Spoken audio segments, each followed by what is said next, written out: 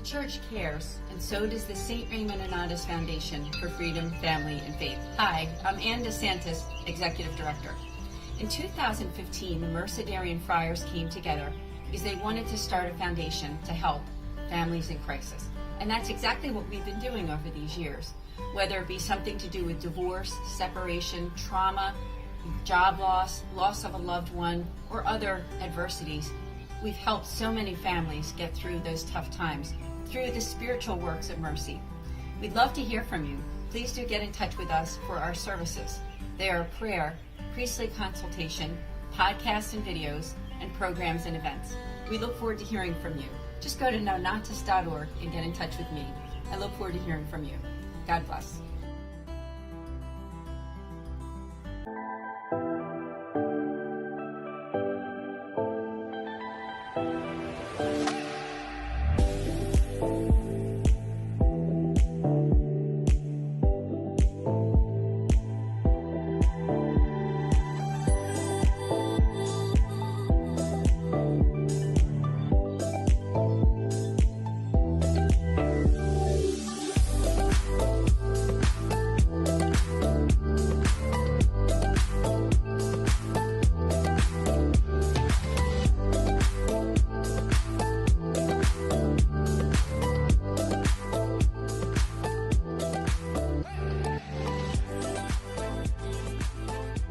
Fiat Ministry Network and Patchwork Heart Ministry present Journeys in Faith. Now, here's Anne DeSantis.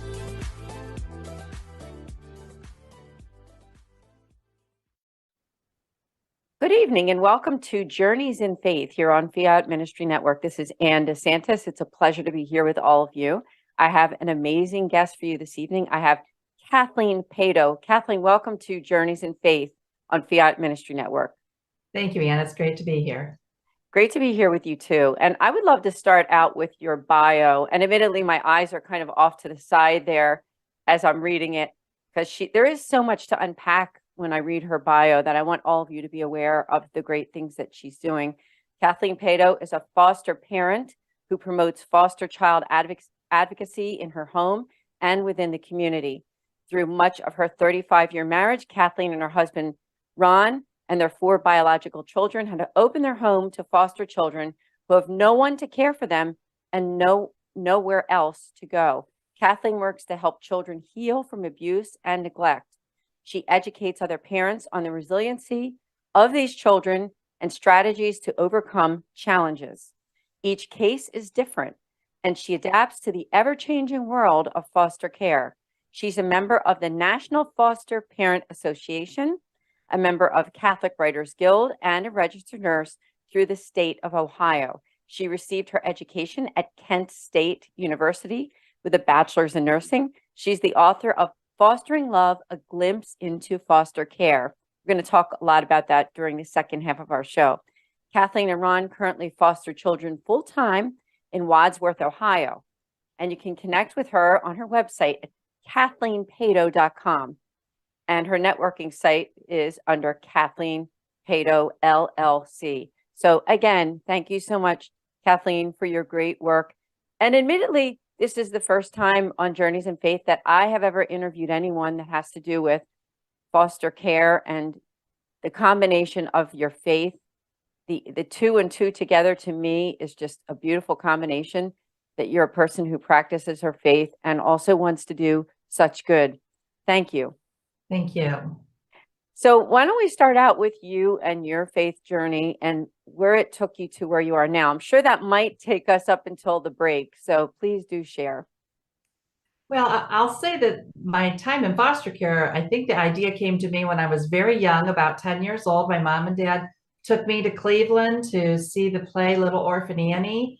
And I saw how that old Miss Hannigan was so mean to those little girls. And I told my dad when I left that show, I was going to open an orphanage so I could be nice to the children.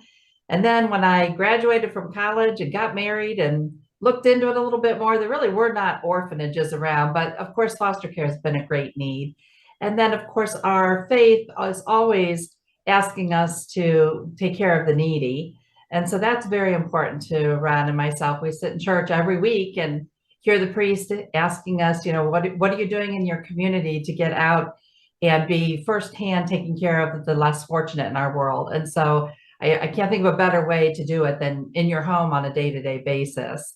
And so our journey has come through, the interest in orphanages, through foster care, and then into making it more about our faith and trying to promote the goodness in these children. There's a lot of misconception about the children. Everyone is so difficult, and that's just not the case. And there's also misconceptions about foster parents, that foster parents are mean old grouchy people. And so I work very hard to dispel those myths. That's important. I'm really glad you brought that up. I do think they are myths, and I've heard that quite often in my years.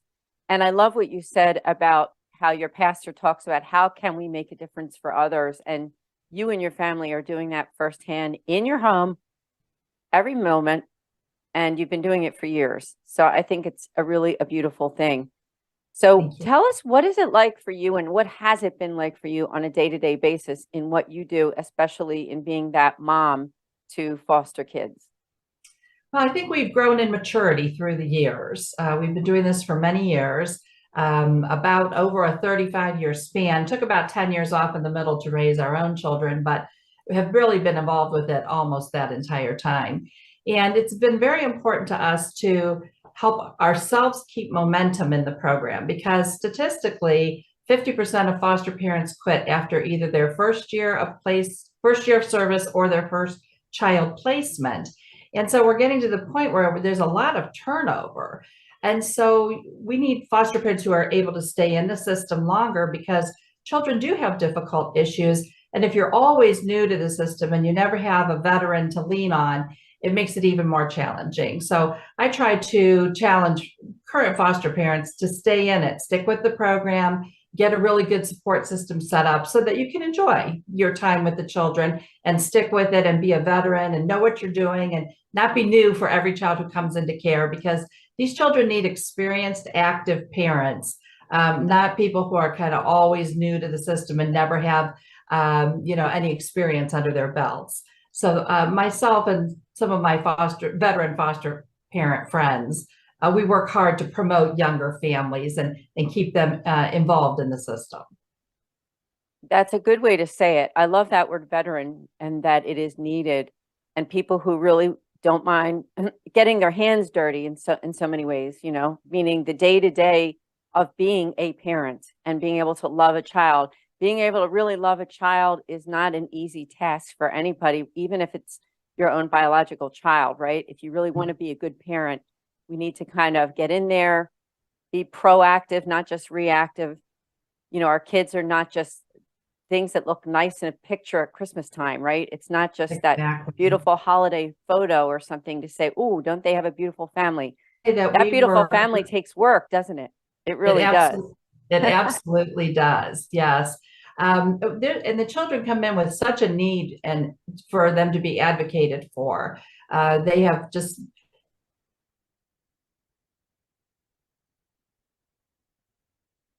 the neglect is just so severe. So they come in with medical needs, and they come in with emotional needs, and they come in with schooling issues. And so they need people to really get out there and help them get the best care they can through counseling, through medical care, and through good parenting of them. Yeah, so important. And there's that interaction too, if the foster parents have children themselves, biological children, and it's not just, a lot of times I'm sure it's not just the interaction with mom and dad, it's the interaction with the family, the friends, right? And even sometimes extended family, because they get to meet these people. So they're entering into the lives of a community of faith, and especially for you, I say community of faith because you are a person of faith. And I'm sure that a lot of them are, right? In some way, shape, or form. That's true. I'm glad you brought that up, because it affects the bio family, both our biological family and also the foster child's biological family. And first, I'll state that I don't think there's a lot of information out there about biological children growing up with foster children as peers in their home. And so that's a big reason why foster parents quit, is they say, well, I wasn't expecting what it was all about. It was hard on my children. I saw behaviors of my own children flare up. And so I feel like people need to be really understanding about that. I write about that quite extensively in my book, and we choose to focus on the positive aspects of that. There are bad days, there's no doubt, and there are times my own children will say, time out, call my social worker, I need some attention. And I know that's time to back up and give my own children some special time. But it does affect your own children, but they also gain a lot from the program. So my children are wonderful caregivers, and they're also very organized in their jobs. They're adults now, but they grew up in an environment of, steady chaos, I guess, controlled chaos, I would say. And they had to learn to prioritize and be organized and be focused. And they also are very, very great at childcare, changing diapers and doing tube feeds and monitoring oxygen levels. I mean, they can do a lot of that. So I try to tell people, think about the positive things that your family is gaining from this also, even though there are stresses for sure. And then the other half of that is the child's biological family. A lot of times we're also working with them. And they are often neglected or were neglected as children. Many of them were foster children. So it's very cyclical, and it goes from generation to generation. And so we are sometimes taking care of their young parents who might be 20 or 22 or 16 for that matter. And then we're taking care of their children with them, and we're mentoring them, helping them to do a better job with their parenting skills. Wow. It's such an education. And admittedly, me listening to you, I don't know a whole lot about the whole process, just a bit. But I think that what you're doing by being on the show is opening up that door for people to get more educated and, to consider doing it if you're the right person. Now, I'm sure they have to be the right person, right? It is not for everyone. I'm sure you've seen that happen. But I see the people who yes. do the best in this when they have a really good support system. So I would say every foster family needs 5 or 6 really good homes standing behind them who will jump in and help out. I have a family who, this lady will come to my house in the evening and babysit for me if I have to go somewhere with my husband or a dinner or something. And she'll come and she'll take care of the children and bathe them and feed them and, play with them and put them to bed and stay here while I get home. So, I mean, that's just a huge help. It might only be once a month, but that's a giant help for me. And so I don't think that a foster family can do the work alone anymore, especially with the acuity of the children and their behaviors and all of that. You need a lot of support. And so for people who don't want to be a foster parent, I don't think people really realize that alternative caregivers are really needed.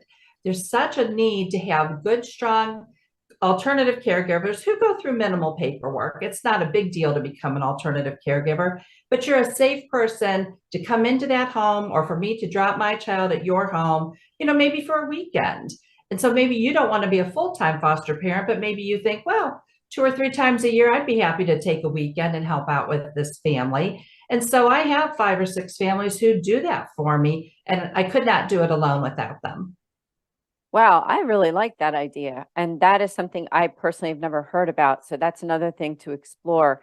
Now, before we take our break, can you tell us what are those age constraints too? Because I do know that to be a foster parent, there is kind of like that cutoff, isn't there? Or is there not?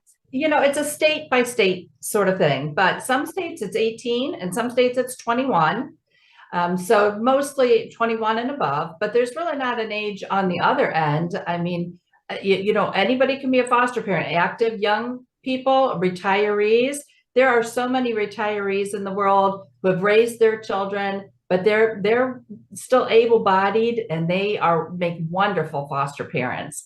And they also make great alternative caregivers. And oftentimes those are people in the business world who have made their way in the world, and they maybe have some things to share, like maybe they'll donate batteries or laundry detergent to your foster parent association. So, there are ways to help support the foster care world without necessarily becoming a foster parent. That's so good to hear. There's a lot more to learn, and we do have to take a short break. And when we come back, we're going to talk about Kathleen's book too. So stay tuned. We'll be right here on Journeys in Faith here on this Friday evening with Kathleen Paydo.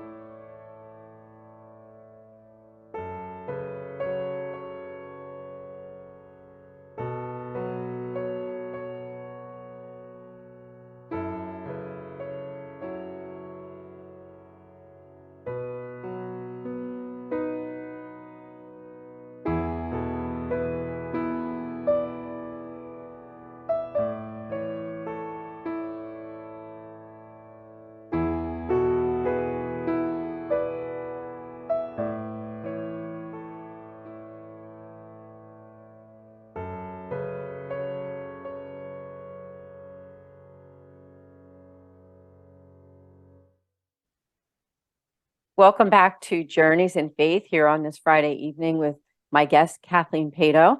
And as you learned from the first half, is that she has been very heavily involved in a foster parent. She and her husband and her kids have been very involved in it too.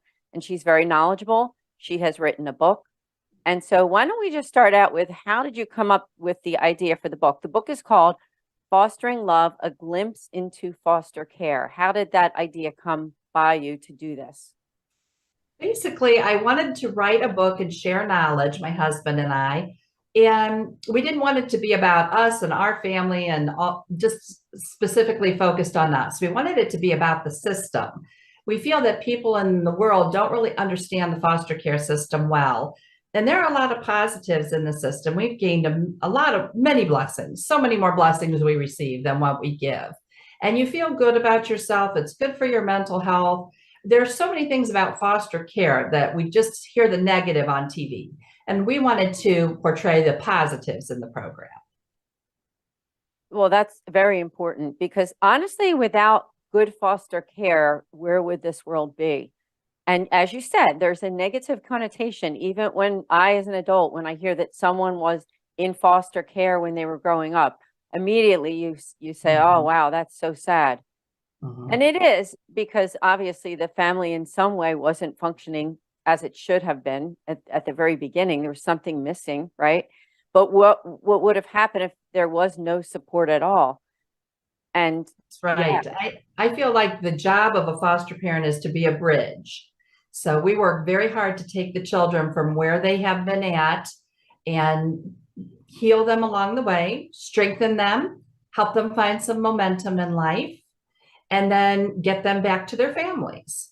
And it depends what county you work in and what state, but at least 50% of the time the children will go home. And I want to feel good about my children going home. I want to know that they are healthier, stronger. They've gotten a lot of supports. We've wrapped them in layers of love. We've gotten them counseling, and we've gotten them good medical care, and we've helped their families understand positive parenting. And we want them to be able to go home, and we want to feel good about that.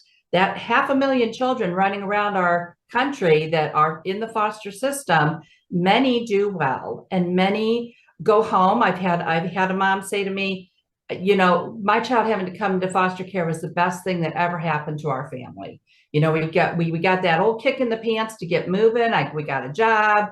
We got a place to live. We were no longer couch hopping, and our child is better off and our family is better off.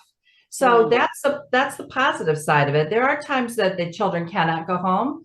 And then we tried very hard to find a good adoptive family through our agency. And we work very hard for said family to get to meet the children and become bonded with them.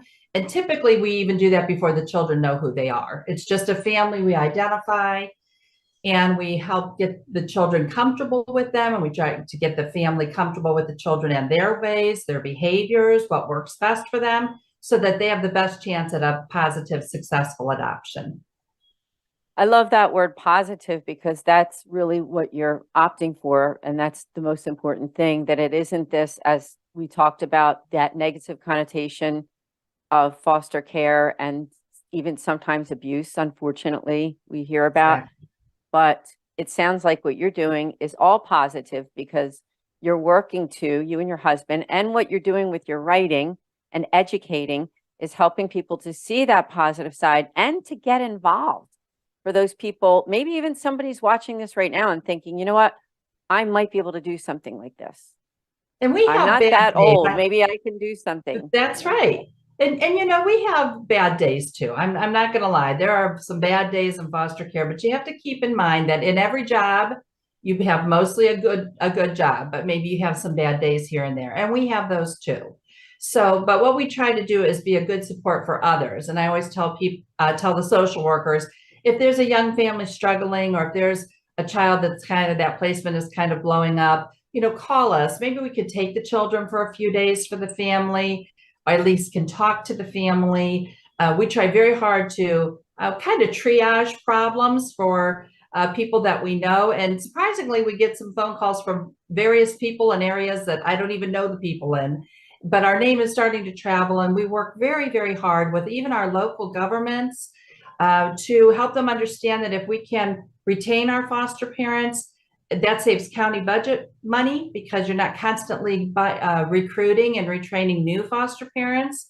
So we work very hard with government officials and our state politicians to help them understand the foster care system a little bit better, all in the hopes of not only saving our counties some money, but also having experienced homes so that our children are well taken care of. And while we act as a bridge until they can get back on their feet, find their momentum in life, they have some God-given talents that we try to really promote and give them a start in life. And then our care doesn't end there. Even when the children leave our home, we keep in contact with many of the children, many of their families. We have teens call us up for advice. We have young adults call us up for, having trouble with adulting 101. And so they'll call us and ask for advice. And my husband's in the business world, so he's able to help them with financial advice and things like that. And so we don't just desert them when they leave our home. When they're with us in our home, they're in our hearts forever. I like that adulting 101 because you have been a good example to those children that they come back and say, that Kathleen and her husband, let's call them. I love that. And so do you see success stories too? I'm sure you do, right? You see success stories later on, maybe someone that you were a foster parent to many, many years ago. Has that happened as well?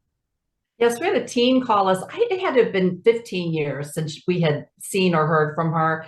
And I would tell you that her time with us, I would not say was very successful. I think we had some successful days, but it was a really difficult placement.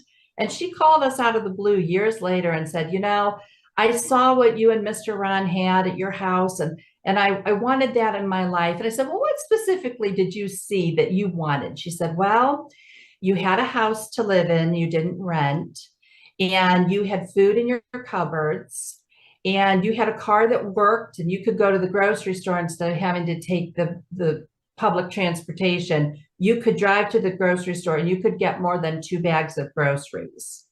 And I just thought some of those things really struck me that, so many young moms have to just go to the market every day or two to get a little bit because they're towing children along with them and they can only carry so much. And she saw how, working, getting an education and being able to then have a job and pay for a house, those sort of things, those were things that stuck in her brain. And so she said that was really important to her. And the other thing was that we went to church every week. And she said, I want you to know I go to church and I'm teaching a Bible study class now. And I just never would have in a million years who that child was 15 years before. I'm so proud of everything she's accomplished. Wow, that's a great story. It's not always the people we think, is it?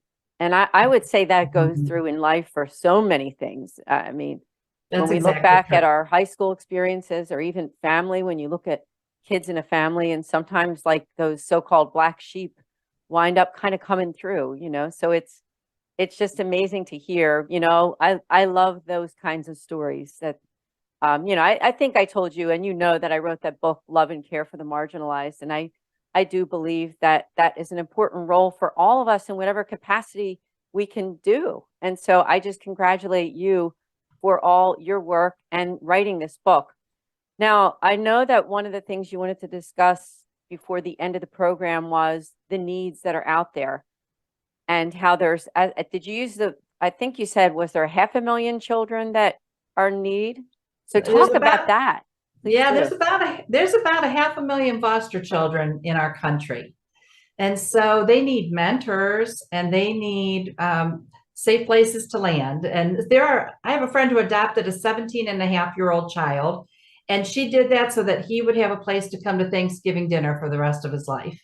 So even though it was late and he was almost an adult, obviously they still need lots of coaching and love and attention well into their 20s to get established and on their feet. And so many foster children age out of the system and then they become homeless and they're trafficked and they get into drugs. And then again, that affects their children, and that's how their children come into care. So whatever we can do, whenever we can stop all of that neglect and abuse along the way with the children, where you just don't know what kind of impact you're having on the generations to come. So that's why I feel like fostering is so important. There are 500,000 children out there who we can positively influence, not only them, but future generations to come. Thank you so much for that. What would be the initial step? Say somebody's watching the show right now and they're really thinking, you know what, I think I'm being called. What would be the first or second or even third things that they would need to do to kind of get started? So I would say there are really two types of foster care. There's basic county level foster care, which you would go through your county. You would call your child welfare services in your county. It might be called Job and Family Services. It might be called Children's Service Bureau in your county, and find out about foster care classes. And you take classes, and then you do a home study, which has many steps. And then you get a state license to become a foster parent. There are also private agencies that do a little more specialized care, maybe therapeutic, that's a higher level care, maybe medically fragile, which I highly recommend. Those are the greatest kids. And you have to get a little extra specialized training. I'm a registered nurse, so that goes very easily with my other job title. And you become a foster parent through their agency. So it always is a training process and then a home study process. And then that's when you can be licensed to take a foster child into your home. Wow, that's really good advice. And obviously your book is going to go through a lot of that too, right? I mean, if you buy the book, you're going to get that education. And again, the book is called Fostering Love, A Glimpse into Foster Care. Where can they purchase the book? What's the best place for them to purchase the book? It's available everywhere online, Target and Walmart and Amazon, and it's at Barnes and Noble. And so it's making its way around. Very, very good. And I would also say that if somebody's watching this and you get the book, it helps an author if you give a positive review, like a nice 5-star review. So if you do get that book and you read it and you love it and you recommend it to other people, then give it that nice review, because that helps it to expand and it helps people to find out about it. So that's the whole goal. My husband Ron and I want to try so hard to help change our world one child at a time. And having children in our home, we specialize in sibling groups. So we've had as many as 6 siblings at a time in our home.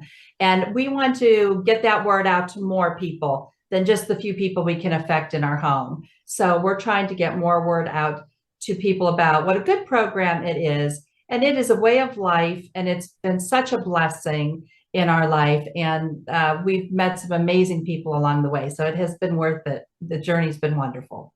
Wow. Well, I think you're doing a great job. I can give you that. Congratulations, and just kind of the encouragement that maybe you need to hear, and that you're on this program. And thank you so much for what you have done so far, and that you want to educate and you want to care about those children, those, as you said, 500,000 children out there that are in need of care.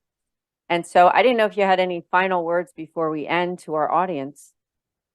I think I would like to end with saying that children need to be encouraged to understand that foster care is just a chapter in their life. It's not a title they have to carry with them forever. They don't have to be a victim forever. It can just be a part of who they are. It doesn't have to completely define them.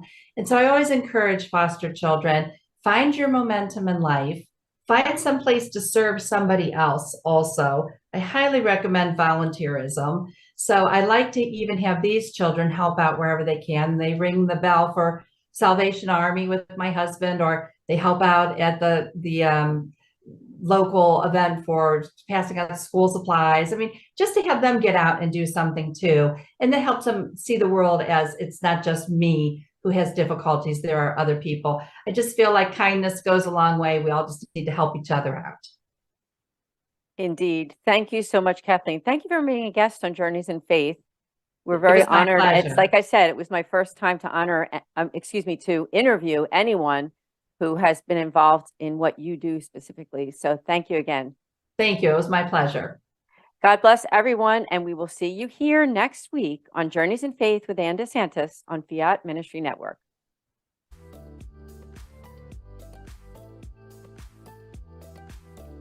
Journeys of Faith is a production of Fiat Ministry Network and Patchwork Heart Ministry. For more information about Journeys of Faith, email info@fiatministrynetwork.tv. And be sure to friend, follow, and like us on social media. Just search Journeys in Faith with Anne DeSantis.